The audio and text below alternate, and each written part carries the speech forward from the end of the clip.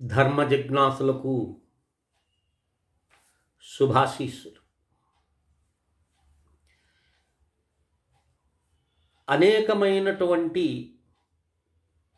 అనుష్ఠానాలను మీకు నేను తెలియచేసిన దాదాపు 400 వీడియోస్ ఉన్నాయి నావి యూట్యూబ్లో. ఈ 400 వీడియోస్లో ఒక 10, 20, ఒక 30 వేసుకొని ఉంటే వేదాంత సంబంధమైనవి. మిగతా అన్నీ కూడా కామ్యకర్మలను తీర్చుకునేటటువంటివి అంశాలు చాలా అందించిన. కొంతమంది చేసి ఆనందపడ్డారు, మరికొంతమంది చేస్తూ ఉన్నారు. కొంతమంది మేము చేసినా మాకు ప్రయోజనం కనపడలేదనేటటువంటి వారి సంఖ్య అధికంగా ఉంటుంది. ఎందుకంటే ఒక సూత్రం ఉంది. మనకు ఈ చేసేటటువంటి కర్మను ఎందుకు ఫలించలేదు అని నువ్వు భావిస్తుంటావు, కానీ చేసిన కర్మ చెడని పదార్థం అనేటటువంటి విషయం నీకు తెలియదు. నువ్వు చేసినటువంటి భగవన్ నామం కానీ భగవన్ సాధన కానీ ఏదైనా వ్యర్థమవుతుంది అనంటే అది అసత్యము. ఇది నమ్మే తీరాలి. ఎందుకంటే కర్మ రహస్యమే. అది ఒక కర్మ చేసినప్పుడు దానికి ఫలితం ఉండే తీరుతుంది. మనకు కావాల్సిందేమిది? చేసినామా వెంటనే ఇస్తాం. 10 రోజులు సాధన అన్నాం అనుకోండి, మనం ఏం చేస్తాం? మన సాధన అంతా, మన దృష్టి అంతా 10వ రోజు మీద ఉంటుంది. 9 రోజులు చేసేటటువంటి సాధన మీద మనకు దృష్టి ఉండదు. ఆ 10వ రోజు ఎప్పుడు వస్తుందా, 10వ రోజు ఎప్పుడు వస్తుందా, ఇదంతా అయిపోతుంది కదా. కానీ పూర్వం మహర్షులు వాళ్ళు ఇన్ని రోజులని వాళ్ళు చెప్తే మానవుడికే భయంకరమైనటువంటి ఏకాగ్రత ఉండేది అప్పట్లో. కానీ ఇప్పుడు ఏకాగ్రత అనేది మాటల్లో వినిపిస్తుంది కానీ చేతల్లో ఎవడికి తెలియదు. ఏకాగ్రత అనేది ఒకటి ఉందని కూడా తెలియదు దానికి. ఎందుకని? మనం ఉండేటటువంటి ప్రపంచము ప్రతి శకను నిన్ను బయటికి లాగుతున్నాయి. ఒక రోజంతా కూడా ఫోన్ చూడకుండా ఉండేటటువంటి వ్యక్తి ఉండేడు. అనుక్షణం తీసుకుంటారు. దానివల్ల ఏమవుతుంది? నీ మనసు, బుద్ధి, చిత్తము, అహంకారము అన్నీ కూడా అది ముద్రింపబడిపోతున్నాయి. ఆ అనుష్ఠానం చేసేటప్పుడు నువ్వు ఆ మాల తిప్పేటప్పుడు కూడా నీకు నీ చరవాణిలో చూసిన దృశ్యాలు మెదులుతూ ఉంటాయి. పూర్వం అవన్నీ లేవు. నిశ్శబ్ద వాతావరణం, కాలుష్యం లేదు. ప్రశాంతంగా కూర్చున్నప్పుడు మనసు ఏకాగ్రత అవుతుంది. ఈ రోజుల్లో ఆ పరిస్థితులు లేవు. Apartment cultures.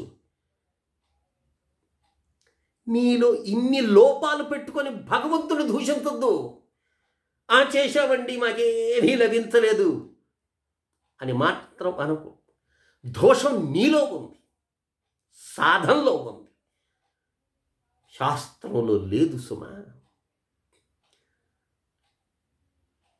అర్థమవుతుంది?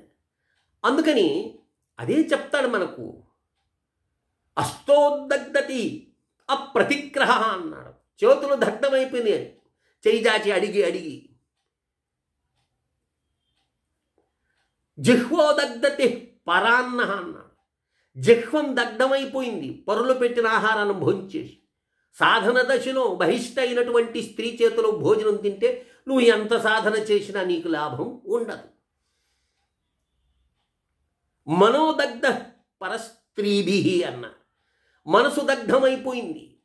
నిరంతరము ఈ యొక్క స్త్రీ అన్వేషణ చేస్తూ, కనిపించిన స్త్రీనంతా కూడా మానసికమైన వ్యభిచారం చేస్తూ, ఆ చరవాణిలో చూచుకునేటటువంటి స్త్రీల యొక్క విన్యాసాలన్నీ వాడు గ్రహిస్తూ చూస్తూ మనో దగ్ధతి పరస్త్రీభి. మనసు దగ్ధమైపోయింది. కథం భవతి సిద్ధి అని మహాత్ములు అన్నారు. ఇక వాడికి ఇందిరా సిద్ధి ఇచ్చేది అని. ఎన్ని లోపాలు ఉన్నాయి మనలో. కనుక ఏం చెయ్యాలి? హే పరమాత్మ, తెలుసో తెలియకో నా యొక్క మనస్సు వికలమైపోతున్నది తండ్రి, నా మనస్సును శాంతిపరుచు. వేడుకోవాలి. ఓ 10 రోజుల సాధన చెప్పాను, చేయలేదా? అయ్యో స్వామి, ఏదో నా పొరపాటు వల్ల ఏదో జరిగింది నాయన, నన్ను క్షమించి నేను మరలా చేస్తాను అనేటటువంటి బుద్ధి ఎవరికో ముందు చూస్తాడు స్వామి. ఒకసారి చేసిన పాట వదిలేస్తున్నాడా లేదని గ్రహిస్తాడు ఆయన. లేదు, పట్టుదలతో వాడు వదలకుండా ఉన్నాడనుకోండి, అయ్యో వీడిలో ఏకాగ్రత భావాన్ని ఉంది, వీడిలో శ్రద్ధ ఉంది, పట్టుదల ఉంది, దాన్ని గ్రహించాలి అనేటటువంటి ఆశ దృఢంగా ఉందని ఆయన గ్రహిస్తాడు. అప్పుడు మనసు బుద్ధి ఏకాగ్రమవుతాయి. సాధన చేయాలి. అంతేగాని 4 రోజులు చేసేసి మా వల్ల కాలేదని ఈ శాస్త్రాలన్నీ కూడా పుక్కిటి పురాణాలండి, మంత్రాలకి చింతకాయ రాలుతాయా, ఇట్లాంటి వ్యర్థమైనటువంటి మాటలు మనం మాట్లాడతాం. కొంతమంది అయితే అసలు హిందూయిజం ఏం లేదు, ఇవన్నీ భోగసు ఎవరో సృష్టించినారని చెప్పి వెంటనే పరమతానికి జంప్ అవుతున్నారు, అక్కడేదో సుఖం లభిస్తున్నట్టు. కనుక నేను ఎందుకు చెప్తున్నానో, ఏం చెప్తున్నానో మీరు గ్రహించండి. అలాంటి సాధనలు అనేకం చెప్పినాను నేను. కొంతమంది సాధన చేసుకొని వాళ్ళు చెప్పినప్పుడు, ఫోన్ చేసి చెప్పినప్పుడు ఎంతో ఆనందం వేస్తుంది నాకు. మా బాధలు తగ్గినాయి స్వామి, స్వామివారి యొక్క కరుణ వల్ల ఊపిరి పీల్చుకుంటున్నాము అని చేసేవాళ్ళు చాలామంది. ఏం కాలేదు స్వామి అనేటటువంటి వాళ్ళు ఉన్నారు. వాళ్ళకి ధైర్యం చెప్తాను నేను, చేయండి. అలాంటి సాధనలోనే ఈరోజు మీకు నేను చెప్పబోయేటటువంటిది ఒక అద్భుతమైనటువంటి, చూడండి, దారిద్ర్యం అనేటటువంటిది జీవితానికి గొప్ప శాపం లాంటిది. దారిద్ర్య దుఃఖము అంతా ఇంతని కాదు. నిర్ధనుడైనటువంటి వ్యక్తి ప్రతి క్షణం చచ్చి బ్రతుకుతూ ఉంటాడు. అప్పుల బాధలో ఉన్నారు, అప్పుల వాళ్ళు వచ్చి అడిగినప్పుడు ఏముంది, కుంగిపోతాడు మనిషి. ఈ యొక్క కలియుగంలో దైనందిక జీవితంలో డబ్బుతో మానవుడి జీవితము ముడిపడిపోయింది. అది ఆఫీసులో నుంచి తెచ్చుకునేటటువంటి స్వల్ప జీతము, ఉద్యోగం ద్వారా వచ్చేటటువంటి, పిల్లల్ని చదివించుకోవాలన్నా డబ్బులు, ఉదయాన్నే లేచి ఓ కప్పు కాఫీ తాగాలన్నా డబ్బులు ఏందే తాగలేదు. పిల్లల ఫీజులంటేనేమి, ఇక అనారోగ్యంతో బాధపడుతూ ఉన్నారు అందరూ. కూరగాయలు కొనలేనటువంటి వాడు ఉన్నాడేమో కానీ మందులు కొననటువంటి వాడు లేనేలేడు. ప్రతి ఒక్కరి ఇంట్లో కూడా మందులు అనేటటువంటివి పేరుకోబోయాడు. మందులతోనే జీవితం గడుస్తూ ఉంది. అనారోగ్య సమస్యలు, ఆర్థిక సమస్యలు, అప్పులు, బాధలు, ఇవన్నీ దేంతో ముడిపడి ఉన్నాయి? ధనంతో ముడిపడి. ధనం లేకపోతే అడుగు అడుగున అవమానాలే. ధనం లేకపోతే ధార్మికమైనటువంటి కార్యక్రమాలు కూడా చేయలేము. ఇప్పుడు నేను మాట్లాడుతున్నాను కారణం ధనమే కదండి. ఈ సెల్ ఫోన్లో రికార్డ్ చేయాలంటే ఏం కావాలి? వైఫై కనెక్షన్ ఉండాలి. వాడికి నెలకి ఎంత ఇవ్వాలి, లేదా కనెక్షన్ తీసేస్తాడు. యూట్యూబ్ అప్లోడ్ చేయాలంటే దానికి ఒక అకౌంట్ ఓపెన్ చేసుకోవాలి. అంటే నా మాట మీ దగ్గరికి వచ్చేది కూడా ధనంతోనే ముడిపడిపోయాం. ప్రతి క్షణం, ప్రతిరోజు, ప్రతి అడుగు ధనం మీదనే నడుస్తూ ఉంది. కనుక అట్టి ధనాన్ని సంపాదించుకోవటం అనేటటువంటిది ఎంత కష్టం. మన ప్రయత్నం ఎంత చేసినా కూడా ఫలితం ఉండదు. కారణం ఏదో లోపాలు ఉండొచ్చు. కానీ భగవంతుని యొక్క అనుగ్రహం కానీ ఉన్నట్లయితే మన జీవితం సాఫీగా ఉంటుంది. అలాంటి దారిద్ర్యాలు దూరమయ్యేటటువంటి ఒక గొప్ప సాధనం నేను ఇంతవరకు ఎవరికి చెప్పలేదు. అది ఈరోజు చెప్తున్నాను. కానీ కష్టమైనటువంటి పని సుమా ఇది. ముందే చెప్తున్నాను, దీనికి కష్టం పడాలి. ఏమిటది? చూడండి, టెంకాయ తెలుసు అందరికీ, కానీ నారికేళము అని అంటారు దాన్ని. చిన్న నారికేళం వస్తుంది, మీరు చూసుంటారు లేదు. మనకు వక్కు ఉంటుంది చూసా పూర్తిగా, అలాంటి ఇంత సైజులో ఉంటుంది. అది మా మిత్రుడి దగ్గర ఒకటి ఉంది, అడిగి మీకు చూపిద్దాం అనుకున్నాను, వాడి తేలాది ఈరోజు. ఇంతే ఉంటుంది, దానికి పీసులు గీసులు అన్నీ ఉంటాయి. దాన్ని చిన్న నారిక, లఘు నారికేళం అని అంటారు దాన్ని. అది పచారీ కొట్టులో ఎక్కడైనా కనుక్కుంటే విచారణ చేస్తే లభిస్తుంది. అది ఆ యొక్క లఘు నారికేళాన్ని పూజించే విధానం ఇది. ఏదైనా ఒక లక్ష్మీ సంబంధించినటువంటి ఆరాధన ఇది. ఇప్పుడు మేమంటాం శ్రీ అని అంటాం. మనం ఈ శ్రీ అంటే ఏమిటి? లక్ష్మి అని. శ్రీమాన్ అని అంటాం, అంటే లక్ష్మితో కూడినటువంటి వాడు అని. మన యొక్క సుఖశాంతులకు ఇవన్నీ తంత్రంలో ఉన్నాయి, లక్ష్మీ తంత్రంలో ఉన్నాయి. తంత్రం అంటే ఏంది? తన్యతే విస్తార్యతే జ్ఞానం ఇది తంత్ర అన్న. అంటే ఒక జ్ఞానం విస్తార్యంగా మీకు లభిస్తుంది. అలాగే ఒక పనిని ఎలా సరి అయినటువంటి సమయంలో చేసేటటువంటి ఒక పద్ధతి ఉంటుంది, దాన్ని తంత్రం అంట. ఒక క్రమ పద్ధతి ఉంటుంది, దీన్ని ఇలా చేయాలి అనేటటువంటి విషయాన్ని మనకు తంత్రం చెప్తుంది. ఇక ఈ లఘు నారికేళాన్ని శుభ్రంగా తుడిచి ఓ పళ్ళెంలో పెట్టి దానికి కుంకుమ పసుపు అద్ది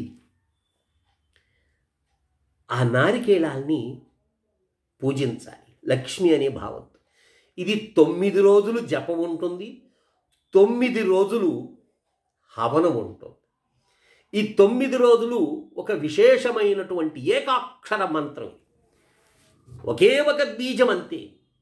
ఆ ఒక్క బీజాన్ని 9 రోజుల్లో 1,00,000 జపం చెయ్యాలి. ఈ 1,00,000 జపం రోజుకు నువ్వు 10,000 చేసినా 11,000 చేసినా, నువ్వు 11,000 అంటే ఉదయము సాయంత్రం ఏ సమయంలో నువ్వు ఉదయం చెయ్యి సగం, సాయంత్రం సగం చెయ్యి. ఏకాంతంగా కూర్చొని నిర్మానుష్యంగా ఉండేటటువంటి శబ్దాలు ఏమీ లేకుండా ఉన్నప్పుడు ప్రశాంతంగా కూర్చొని ప్రాతకాలం బుధవారం రోజు ప్రారంభం చేయాలి. 9 రోజులు 1,00,000 నువ్వు సంఖ్య వేసుకో. ఈ 9 రోజులు 1,00,000 నేను ఎంత చేస్తే నేను చేయగలుగుతాను. ఏకబీజం కాబట్టి అంత కష్టం ఉండదు. ఇది జపమాల తీసుకున్న ఆ యొక్క బీజాక్షరాన్ని ఉచ్చరించాం, అలా నువ్వు చేస్తున్నట్లయితే 9 రోజుల్లో 1,00,000 పూర్తవుతుంది.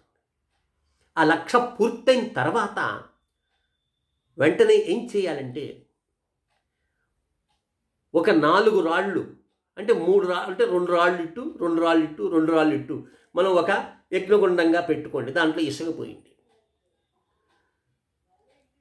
డ్రై కోకోనట్ ఉంటుంది, అంటే కొబ్బరి చిప్ప ఉంటుంది కదండి, ఒక పెద్ద చిప్ప చూస్తే అట్లంత కర్పూరం వేసి వెలిగించండి. రావి సమిధలు చుట్టూ అలా పెట్టుకొని ఆ అగ్నిహోత్రుడు ప్రజ్వలించిన తర్వాత ఈ బీజాక్షర మంత్రంలో నువ్వు ఏదైతే జపం చేశావో రోజుకు 1000 శుద్ధమైనటువంటి నేతిలో ఆ బీజాక్షరాన్ని ఉచ్చరించి స్వాహ స్వాహ స్వాహ అని 1000 సార్లు దాంట్లో అర్పించాలి. గంట టైం పడుతుంది. అట్లా ప్రతిరోజు 9 రోజులు 10,000 అవుతుంది. 9 రోజుల్లో 10,000 చేయాలి. 10,000 చేసిన తర్వాత 100 తర్పణ చేయాలి. అంటే ఆ బీజాక్షరాన్ని చేస్తూ క్షీరాబి అంటే ఆవు పాలు తీసుకొని ఇక్కడ ఈ ప్రదేశంలో వదులుతూ తర్పయామి తర్పయామి, ఆ బీజాక్షరం చదువుతూ తర్పయామి తర్పయామి, తర్పణ అయిపోయింది. తర్వాత 10 మార్జన, అంటే మార్జన చేసుకోండి. 10 సార్లు చదువుకొని మార్జన చేసుకోండి. మీ శక్తి కొలది బ్రాహ్మణ భోజనం పెట్టండి. ఇంట్లోకి బ్రాహ్మణులు తీసుకురండి. ఒక 7 మందిని, ఒక 10 మందిని తీసుకురండి. వాళ్ళకి పృష్టాన్న భోజనం పెట్టండి, సాత్వికమైన భోజనం పెట్టండి. వాళ్ళ చేత ఆశీర్వాదం పొందండి. ఇలా చేసిన తర్వాత లక్ష్మి యొక్క అనుగ్రహం నీ మీద వర్షిస్తుంది సుమా. ఇక ఆ బీజాక్షరాన్ని ప్రతినిత్యం పూజా సమయంలో ఈ లఘునారికేళ ఉంది కదా, ఈ లఘునారికేళాన్ని ఏం చేయాలి? లక్ష్మీదేవి యొక్క సమీపంలో ఉంచుకొని ప్రతిరోజు ఆ బీజాక్షరాన్ని 108 సార్లు, అంటే 10 నిమిషాలు కూడా పట్టదు, 108 సార్లు జపం చేసినట్లయితే లక్ష్మీ కృపకు పాత్రుడై తీరుతారు. ఇది నేను చెప్పేది కాదు, లక్ష్మీ తంత్రంలో స్వయంగా ఉన్నది. ఇక ఆ లఘునారికేళాన్ని గ్రహించి దాన్ని నాకు వాట్సాప్లో ఫోటోలో చూపించి, ఇది మేము సిద్ధం చేసుకున్నాము, మేము దాన్ని చేసి తరిస్తాము అనేటటువంటి వారు మాత్రమే 9966690246కి కాల్ చేస్తే నేను అప్పుడు మీకు ఆ బీజాక్షరాన్ని ఇస్తాను. ఇక్కడ అందుకే ఆ బీజాక్షరాన్ని నేను చెప్పటం లేదు. ఆ బీజాక్షరాన్ని నేను చెప్పిన విధంగా చేసినట్లయితే మీ సమస్తమైనటువంటి దారిద్ర్యాలు, జన్మ జన్మల్లో మీరు చేసుకున్నటువంటి దారిద్ర్య దోషాలు అన్నీ తొలగిపోయి కడిగిన ముత్యం వలె అమ్మ అనుగ్రహానికి పాత్రుడవుతావు. ఆ లక్ష్మిని అంటే ఉంటుంది. అర్థమవుతుందా? సాధన కఠినమే, నేను చెప్తున్నాను. ఎందుకంటే 9 రోజుల్లో 1,00,000 జపం చేయాలి. అలాగే 9 రోజుల్లో 10,000 హవనం చెయ్యాలి. ఆ యొక్క 1000 సార్లు హవనంలో తర్పణ చేయాలి. తర్పణలో దశాంశము మాధ్యమంలో దశాంశము బ్రాహ్మణ భోజనం. అంటే ఇది ఒక ఆవర్తనం అవుతుందన్నమాట. అర్థమవుతుందే? కనుక ఈ విధంగా నువ్వు చేసినట్లయితే జన్మ జన్మలకు నువ్వు దరిద్రుడు కావు. అమ్మ నిన్ను కాపాడుతూ ఉంటుంది. అంత పవిత్ర భావంతో చెయ్యాలి. కనుక ఈ యొక్క కష్టమైనటువంటి సాధన తెలిపినాను. ఎంతమంది చేస్తారు అనేటటువంటిది వేళల్లో చెప్పచ్చు మనం. ఎందుకంటే దీన్ని చెయ్యాలంటే ఆ లక్ష్మీదేవి యొక్క అనుగ్రహం ఉండాలి. ఎవరంటే వాళ్ళు చేయలేరు. నీ దారిద్ర్యాన్ని దూరం చెయ్యాలి అనుకున్నప్పుడు అమ్మ సంకల్పిస్తుంది, అయ్యో వీడి చెయ్యి అని నీకు ప్రేరణ ఇస్తుంది. అందుకని ఆమె అనుగ్రహం లేనిదే ఇది జరగదు. కనుక ఈ అనుష్ఠానాన్ని గ్రహించి భగవంతుడి మీద ప్రీతితో అందరూ కూడా లక్ష్మీ అనుగ్రహం, మాటి మాటికి లక్ష్మీదేవి కావాలి, లక్ష్మీదేవి కావాలి తపించే వాళ్ళు ఉన్నారు. వరలక్ష్మీ వ్రతం కోసం అందరూ చేసినారు. అందులో ఈ వేళల్లో చెప్పచ్చు ఇవుడు కరెక్ట్గా చేసినాడు. విచిత్రమైన అలంకరణలు, విచిత్రమైనటువంటివి. అమ్మ పౌర్ణమికి ముందు వచ్చేటటువంటి శుక్రవారం రోజు చేయమని వ్రతకల్పంలో చెప్తే మీ ఇష్టానుసారంగా చేసినడు లక్ష్మీదేవి సంతోషిస్తుంది అనుకుంటున్నారా? మీ వ్రతానికి ద్రవ్యం వేస్టే. అది వ్రతం, పూజ కాదది. పూజని ఇష్టం చేసుకో, కానీ వ్రతాన్ని పూజకు నువ్వు ముడిపడదు. చిత్ర విచిత్రమైన అలంకరణలు, 2 బిందెలు పెట్టి వాటి మీద కోకోనట్ పెట్టి దాని మీద అమ్మవారి యొక్క ఏదో తల కట్ చేసినటువంటి విధంగా పెట్టి చీర. ఎవడ చెప్పాడండి ఇవన్నీ చేయమని? శాస్త్రాన్ని నువ్వు అవమానం చేస్తున్న దోషంతో నీకు సిద్ధించదు. కనుక ఈ అనుష్ఠానాన్ని చేసి తరిస్తారని ఆశిస్తూ శ్రీ విద్యోపాసకులు శ్రీమండే లక్ష్మీ నరసింహారావు లోకా సమస్తా సుఖినో భవంతు. ఓం తత్సత్, ఓం తత్సత్, ఓం తత్సత్.